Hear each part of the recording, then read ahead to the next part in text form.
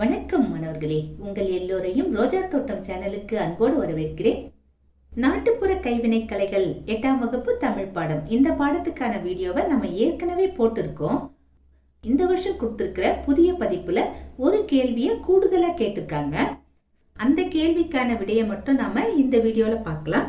மற்றபடி கொடுக்கப்பட்டிருக்கிற மதிப்பீடு வினாக்கள் எல்லாமே சரியான வகையில பொருந்தி வருது. ஒரே ஒரு கேள்வி மட்டும் கூடுதலா இருக்கு. அது எந்த கேள்வினா, சிறுவினால முதல் கேள்வி, தமிழருக்கும் மண்பாண்ட கலைக்கும் உள்ள தொடர்பை காட்டும் சான்றுகளை எழுதுக. இப்படி கேட்டிருக்காங்களா?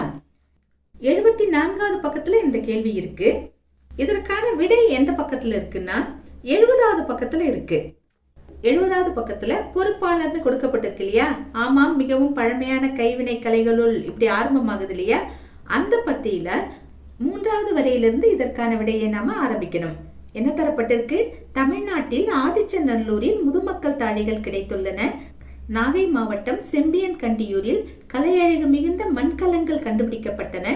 மதுரைக்கு அருகில் உள்ள கீழடியில் ஏராளமான சுடுமண் பொருள்கள் கிடைத்துள்ளன.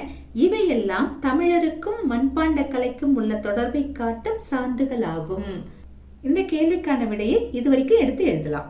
நாட்டுப்புற கைவினை கலைகள்ங்கிற பாடத்துக்கு ஏற்கனவே நாம போட்ட வீடியோவோட லிங்கை நான் கீழே அட்டாச் பண்ணியிருக்கேன்.